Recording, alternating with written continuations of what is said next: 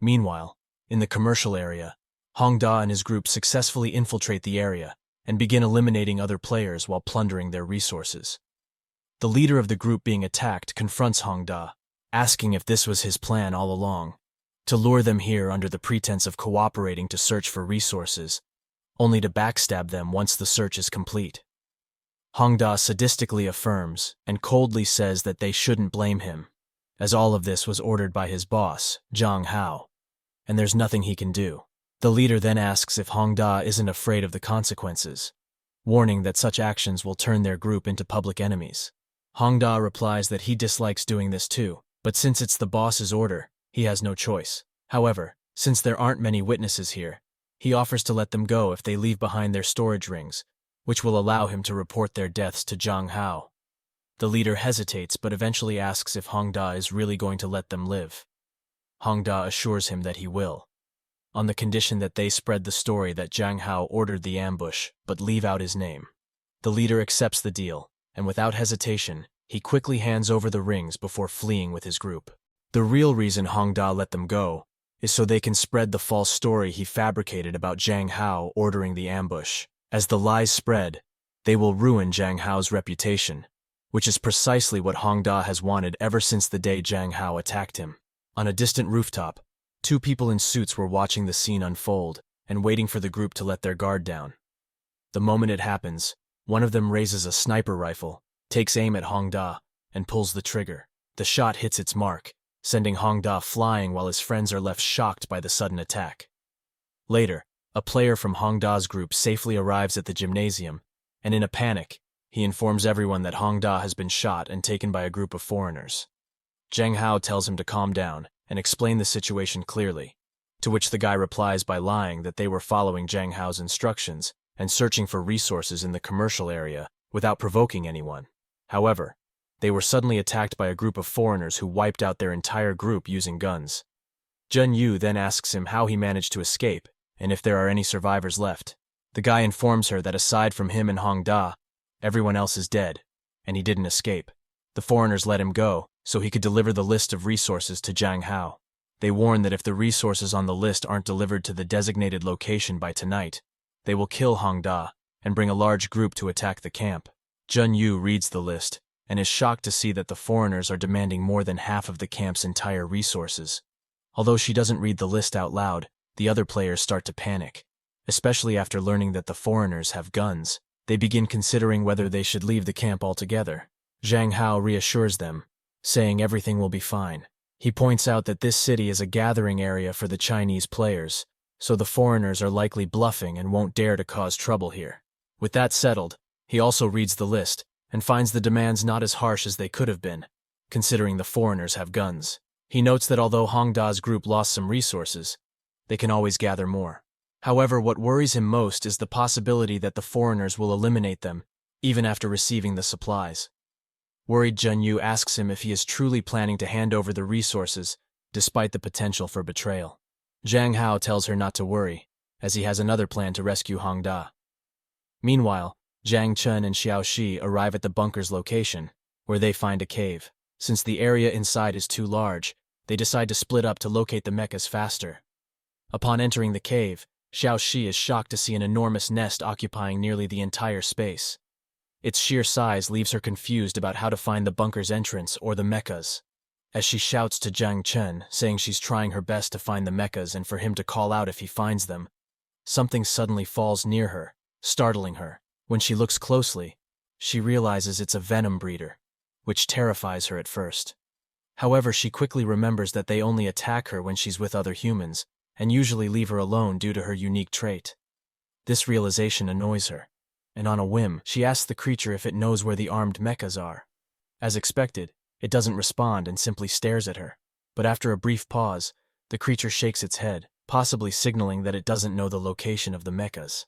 This surprises Xiao Shi, as she only asked on a whim and didn't expect it to understand her. Thinking it might be a fluke, she decides to test it further. She then commands the venom breeder to get out of her way. To her surprise, it actually obeys and starts walking away, proving it wasn't a coincidence. As this is the first time she manages to communicate with a creature, she wonders if she has leveled up without realizing it and unlocked some kind of secret skill. She then quickly stops the venom breeder and describes the appearance of the mechas, asking if it has seen any. This time, the creature seems to understand what she means and points to the ground, indicating that the mechas are underground. Meanwhile, Jang Chun is battling a giant zombie and is struggling to defeat it despite using his skills, Enlightenment Shield, and Fury. The monster's attacks are so powerful that the 35% damage reduction barely helps block them. He also avoids using his Focus Strike skill, knowing that a wrong move could collapse the entire cave, a risk he can't take since Xiao Shi is still searching for the mechas. For now, he has to somehow hold on until she finds them. Just then, the giant zombie launches a double hammer fist attack, but Zhang Chen swiftly dodges it using his Civet Reflex skill. Meanwhile, Xiao Shi reaches an underground area and begins searching for the mechas, and after a while, she finally locates them. However, among the 4 mechas, 3 appear to be disassembled spare parts, and only 1 is intact, though it's partially damaged. She then contacts Zhang Chen through the chat system and suggests that they should give up and leave the area. Confused, Zhang Chen asks her why, and she explains that although she found the mechas, all of them are broken. To make matters worse, 5 giant zombies are patrolling the area, making it too dangerous to continue.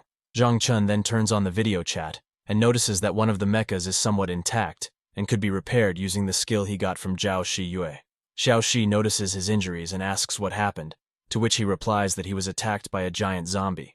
This strengthens her resolve to retreat, arguing that if he's injured by just 1 giant zombie, facing 5 more would be suicidal. Zhang Chen insists they must take the risk, explaining that the mecha will be invaluable in the future. He then informs her that he is setting up explosives to lure the giant zombies away and instructs her to be ready to fight at any moment. Xiao Shi yells out in frustration at Zhang Chen's recklessness, forgetting that the giant zombies are nearby. But before the zombies can spot her, the explosives Zhang Chen set up detonate, drawing all the zombies' attention as they rush toward the fire. Suddenly, Zhang Chen jumps down near Xiao Shi, startling her. She then asks him if the explosions were his doing, despite knowing that the cave could collapse because of this. He replies affirmatively and assures her that the cave won't collapse since he planted the explosives carefully. Despite his explanation, she remains unconvinced and suggests they give up and leave. However, Zhang Chen refuses to return without the mecha and instructs her to use her corpse fog skill to surround the area. Since repairing the mecha will take a long time and the fire won't distract the giant zombies for much longer, they will return soon.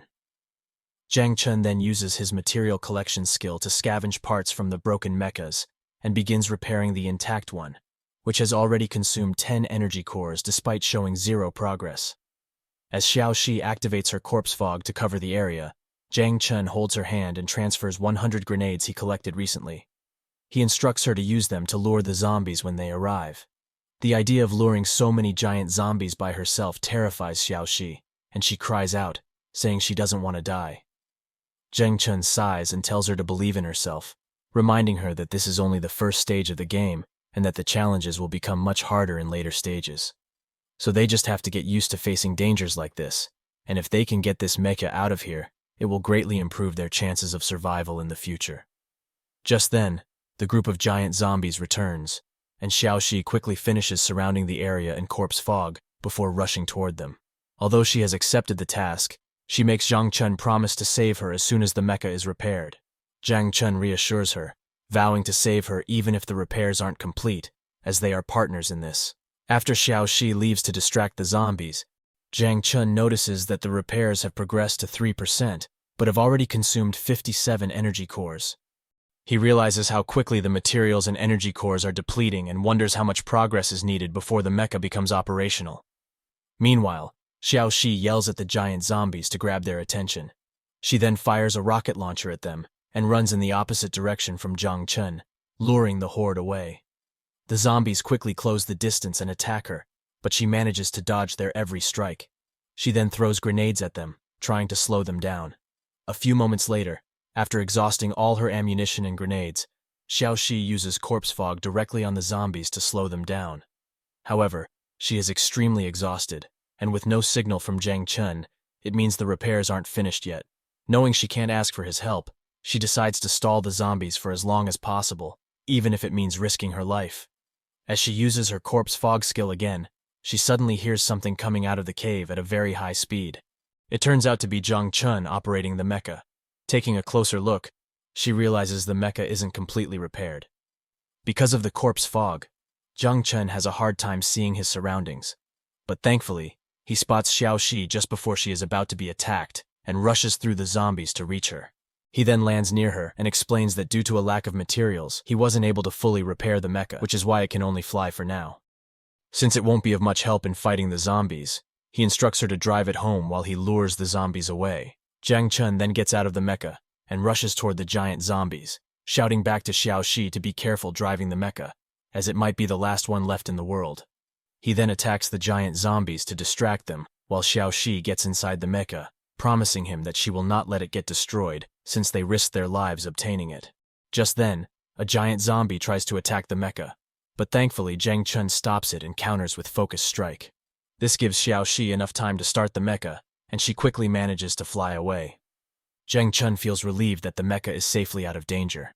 With that settled, he no longer worries about the cave collapsing and decides not to hold back anymore. He then unleashes a full-power Focus Strike, attacking all the giant zombies at once. Meanwhile, Zhen Yu arrives near Zhang Chun's base and starts throwing rocks to get his and the other players' attention, hoping they will help her deal with the foreigners. Hearing the commotion, Pang, who was left to protect the island, notices Zhen Yu and mistakes her rock throwing as an attack. He then rushes to attack her, but she easily dodges by jumping inside a building. She wonders what that thing is and why Zhang Chun is keeping a monster in his house. Pang then follows Zhen Yu into the building, shocking her as she doesn't expect the wolf to be so fast and quickly realizes how dangerous it is. But since she cannot afford to fail Zhang Hao's plan, she decides to lure the monster toward the foreigners. However, things do not go as smoothly as she hopes, as Pang moves incredibly fast and immediately attacks her. Meanwhile, Hongda is hanging with his hands tied to the ceiling, while a blonde-haired man in a brown suit sits nearby. This man is the leader of the foreign group, waiting for the gymnasium camp to fulfill his demands. However, as the deadline has already passed and no one has brought the requested resources, he realizes his demands won't be met, so he orders his subordinate to eliminate the captive.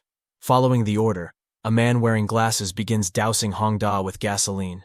Hongda, drenched and helpless, believes Zhang Hao has abandoned him and was using him all along. The man with the glasses then pulls out a lighter, and while joking about how life is like fire and he's helping to light it up, ignites it. Watching the fire creep closer terrifies Hongda. But just then, the man stops and puts out the flames after hearing the sound of heavy footsteps approaching from behind, which grabs everyone's attention. All of them turn to look and see the silhouette of a figure. It's Zhang Hao. As someone managed to infiltrate without their knowledge, the boss angrily demands to know where the guards are and who let the person in. One of his subordinates replies that he just contacted the guards, but there's no response, which likely means they're all dead. Hearing this, the boss orders his men to surround the intruder. Following his command, they draw their guns and point them at Zhang Hao. Zhang Hao then calmly tosses a storage ring onto the floor and informs them it contains all the supplies they demanded. Now that they have what they wanted, Zhang Hao tells them to release Hongda. The boss smirks and replies that he's unhappy that Zhang Hao sneaked up on them, which is why he intends to take the supplies along with him and his friend's life. Zhang Hao then mocks him, saying that he heard Westerners were known for honoring contracts, but apparently that's not true. The boss retorts that instead of being contract-abiding, they prefer to leave no loose ends. Realizing the situation has escalated, Zhang Hao suddenly rips open his shirt, revealing enough explosives to take down the entire building. Seeing this, the boss immediately changes his tone and orders his subordinates to release Hongda. The boss is frustrated about having to let Zhang Hao and Hongda go, so he orders his subordinate to send a few people ahead to eliminate them. Once they leave the building, Zhang Hao quickly starts running. Hongda asks him why he's in such a rush when they've already escaped, warning that his wounds will tear open from the strain. Zhang Hao reveals that the bombs in his body are fake. Shocked, Hongda angrily asks if Zhang Hao was playing with his life by acting so arrogantly in front of the foreigners. Zhang Hao ignores him and wonders if Zhen Yu has failed, as she hasn't arrived with the other person. Thankfully, he anticipated this possibility and set up an ambush ahead. Before they can reach it, the foreign group catches up with them and demands to know why they started running. Frustrated that they're about to be caught again, Hongda blames Zhang Hao, arguing that if he hadn't set up an ambush and had instead brought the camp members with him, none of this would have happened. Zhang Hao explains that it wouldn't have been wise to risk the camp members' lives, Hearing this, Hongda grows even angrier, accusing Zhang Hao of coming here not to save him, but just to play the hero. Seeing them at odds with each other, the bald guy decides to use the opportunity to turn them against one another by offering to let one of them go if they remove the explosives. However, before they can even think about it, Pang appears behind the bald guy. While Zhang Hao and Hongda are shocked to see the wolf, the bald guy and his partner remain unfazed and asks Zhang Hao if the wolf has come to save them. Pang then menacingly barks at them, but they don't seem to grasp the seriousness of the situation. Instead, they start laughing and joking, saying they thought it might be some kind of monster, but that it turns out to be just a dog raised by the Chinese. At that moment, Zhen Yu calls out to Zhang Hao from a building's window, telling him to quickly run away. Although Zhang Hao is confused by the situation, he takes the chance to escape, throwing a smoke grenade that instantly engulfs the area in thick smoke. Realizing their targets are fleeing, the bald guy quickly orders his partner to chase after them. Just then, he notices black smoke emerging from Pang. The smoke takes the shape of a wolf and rushes toward him. In a panic, he fires at the smoke to stop it, but Pang charges through and attacks him. Meanwhile, the boss of the foreigner group grows furious as an hour has passed without his men returning. He wonders how incompetent they must be to fail to catch someone carrying an injured person. At that moment, Pang enters their base with the bald guy's sniper rifle in its mouth. One of the men wonders aloud what the monster is, but the boss immediately recognizes the sniper rifle and realizes why his subordinates haven't returned. He then quickly informs his men that this is a war pet and orders them to start shooting immediately. Following his command, everyone opens fire on Pang, who leaps to dodge their attacks and lands with such force that they are sent flying. It then starts attacking them mid-air, effortlessly eliminating them one by one. Realizing they cannot defeat the beast, the boss decides to flee and orders his subordinates to retreat. However, Pang has no intention of letting them escape. It then uses its skill Call of the Wind to summon 2 additional wolves, which immediately begin attacking the foreigners before they could even escape. Meanwhile, after reaching a safe distance, Hongda tells Zhang Hao that he can now go back on his own and thanks him for saving his life. Zhang Hao apologizes, explaining that he didn't bring more people to help because it was safer for the camp. In response, Hongda walks away, clicking his tongue and sarcastically saying he understands the grand plan to save everyone. This rude behavior angers Zhen Yu, who tries to stop him, but Zhang Hao holds her back, urging her to calm down. She then yells that it would have been better if they hadn't saved him at all. Ignoring her, Hongda continues walking, thinking that Zhang Hao only saved him to use him in the future. Determined, he plans to level up quickly and become an awakener to replace Zhang Hao. Meanwhile, a tank and 2 trucks filled with armed mercenaries enter Tangyang City. After getting inside, they stop, and the tank's door opens, revealing a bald man who orders the mercenaries to get off the trucks and eliminate everyone they see in the city. He declares it's for the sake of his brother, who was the leader of the foreigner group killed by Pang. He then instructs the mercenaries to split into 2 groups. The first group is tasked with placing fake treasure chests around the city in locations with a wide field of view to lure people in, making them easier to ambush. The second group is ordered to prepare an ambush specifically for the war pet that he learned about from his brother in his final moments.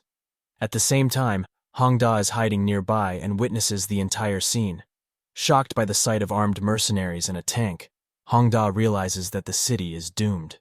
Just then, they hear something flying over them, and as they look up, they spot a mecha. This shocks them even more, as they never expected to see a mecha in this city.